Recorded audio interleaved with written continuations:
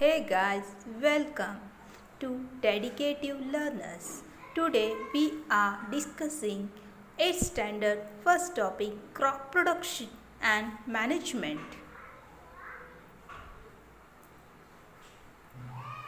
Paheli and Pujo went to their uncle's house during the summer vacation. तो यहाँ क्या है, एक पहेली है, एक पूछो है. वो कहाँ गए थे समर वेकेशन के लिए? Their uncle house. Their uncle is a farmer. उनके अंकल क्या हैं? एक फार्मर है. One day they saw some tools like, तो उन्होंने वहाँ उनके घर पर क्या देखे? खुरपी देखी, sickle, shovel, plug in the field. तो उन्होंने उस खेत में उन्होंने जाके फील्ड में क्या क्या देखा? खुरपी देखी, सिकल दिखा, शॉवल, प्लग, सब कुछ देखा. उनको वो सोच में पड़ गए. I want to know where and how we use the tools. ये टूल्स जो हैं ये कहाँ और कैसे यूज़ किए जाते हैं. You have learn that all these organisms require food. जैसे हमने 7th स्टैंडर्ड में देखा है कि हर एक जो लिविंग ऑर्गेनिज्म है उसे अपनी प्रोसेसेस रिक्वायरमेंट्स पूरी करने के लिए क्या चाहिए? फूड चाहिए. But only plants are the living organisms that can make their food themselves. जहाँ पर हम प्लांट्स की बात करते हैं वो लिविंग ऑर्गेनिज्म तो हैं बट वो अपना खाना खुद से बना ले सकते हैं. Can you recall how green plants synthesise their own food. कोई बता सकता है कि ग्रीन प्लांट्स अपना खाना खुद से कैसे बना सकते हैं? Yes, definitely, by the ultimate process of photosynthesis. Animals including humans cannot make their own food. सब animals हैं और humans हैं, they cannot make their own food. वो अपना खाना खुद से नहीं बना सकते. So where do animal get their food from? तो ये ह्यूमन है, बाकी एनिमल्स जो हैं जो अपना खाना खुद से नहीं बना सकते हैं वो अपना खाना कहाँ से मिलता है, कहाँ से लेते हैं. But first of all, why do we have to eat the food? So पहला क्वेश्चन जो यहाँ पर अराइज हो रहा है, पहली बात जो हमें सोचनी पड़ रही है कि why do require for food? हमें खाना क्यों ज़रूरी है? क्या हम बिना खाना रह सकते हैं? You already know that the energy from food is utilized by the organisms. जो भी हम खाना खाते हैं उससे हमें एनर्जी मिलती है. जो एनर्जी हम किसके लिए यूज़ करते हैं? For carrying out their various body functions. जैसे कि हम अपनी बॉडी के वेरियस फंक्शंस कैरी करते हैं या परफॉर्म करते हैं. सच एज डाइजेशन, खाना जो खाते हैं उसका डाइजेशन होना ज़रूरी है. रेस्पिरेशन, हम सांस ले रहे हैं. एंड एक्सक्रीशन, जो फूड हम नहीं रखना चाहते पेट में वो एक्सक्रीट करना है. We get our food from the plants or animals or both. हमारा जो खाना है हम प्लांट से भी लेते हैं, एनिमल्स से भी लेते हैं और दोनों तरीके से लेते हैं. Food has to be produced on large scale. इस तरह अगर हमें एक बात तो हमें पता है कि एक ह्यूमंस है और बाकी जो एनिमल्स हैं उनके लिए फूड ज़रूरी है. तो हमें ये फूड क्या करना पड़ेगा? बहुत ज़्यादा अमाउंट में प्रोड्यूस करना पड़ेगा, बहुत ज़्यादा पैदाइश करनी पड़ेगी फूड की. In order to provide food for a large population. अगर हम ह्यूमन की ही सिर्फ बात करें तो ह्यूमन का भी पॉपुलेशन बहुत है, तादाद बहुत है. तो इन सब को हमें अगर फूड प्रोवाइड करना है, सबको फूड चाहिए, तो हमें क्या करना पड़ेगा? बहुत सा फूड प्रोड्यूस करना पड़ेगा. तो इसके लिए हमें प्रॉपर मैनेजमेंट की ज़रूरत है, डिस्ट्रीब्यूशन की ज़रूरत है. यहाँ पर दिया है regular production, proper management and distribution of food is necessary. Agriculture practices यहाँ पर दिया है. Till 10,000 BC people were nomadic. They were wandering in groups from place to place in search of food. ये 10,000 BC की हम अगर बात करें तो यहाँ पर कोई भी ह्यूमंस की बात करें तो किसी को भी पता नहीं था कि क्रॉप्स हो भी सकते हैं, हम प्लांट से खाना भी खा सकते हैं. तो वो क्या करते थे? खाने की तलाश में they are wandering in group from place to place. एक ग्रुप बनाते थे, एक ग्रुप इधर ईस्ट को गया, एक ग्रुप वेस्ट को गया, और वो क्या करते थे? In search of food and shelter. Next one, हमें आसरा भी चाहिए, कहीं रहना भी है, हमें रात हो जाएगी तो कहाँ रहेंगे हम, तो food and shelter. They ate raw fruits, और उन दिनों वो क्या करते थे, रॉ फ्रूट्स खाते थे, एंड वेजिटेबल्स, वेजिटेबल्स भी रॉ से ही खाते थे, and started hunting animals for food, and even though they are hunting the animals, animals की शिकार की जाती थी और उस पर खा लेते थे। Later they could cultivate the land and produce rice, wheat and other food products. Afterwards उन्हें पता चला कि उन्हें राइस भी प्रोड्यूस करना, कल्टिवेट करना आ रहा है, व्हीट भी, and other food crops. Thus there was a born of agriculture. अब जब ये छोटी छोटी लैंड्स में राइस का हो, व्हीट का हो, कल्टीवेशन होने लगा, तो यहाँ पर छोटा एक एग्रीकल्चर की बॉर्न हुई, या यहाँ पर एग्रीकल्चर की पैदाइश हुई। यहाँ पर सबको पता चला कि एग्रीकल्चर कैसे किया जाता है। When plants of the same kind are grown and cultivated at one place on a large scale, it is called crop. जब एक ही तरह का प्लांट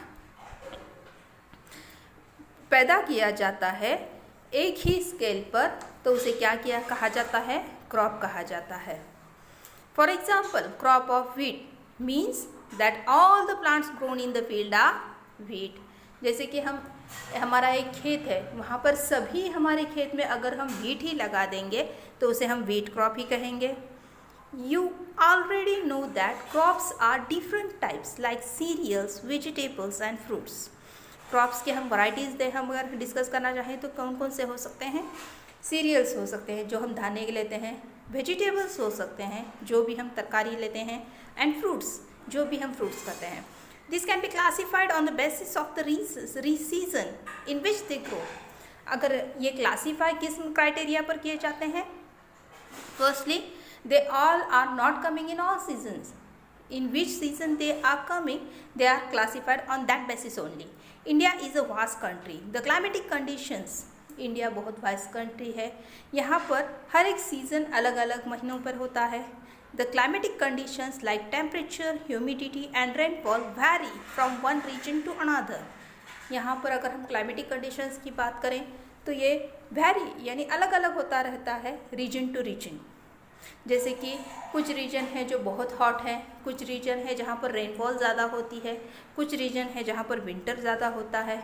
इसी तरह ये क्लाइमेटिक कंडीशंस के चेंजेस हैं। अगर ये क्लाइमेटिक कंडीशंस पर आने वाले चेंजेस हम देखेंगे तो इसी तरह से वहाँ पर लिए जाने वाले प्लांट्स भी हैं, अलग अलग होते हैं। Variety of crops grown in different parts of the country.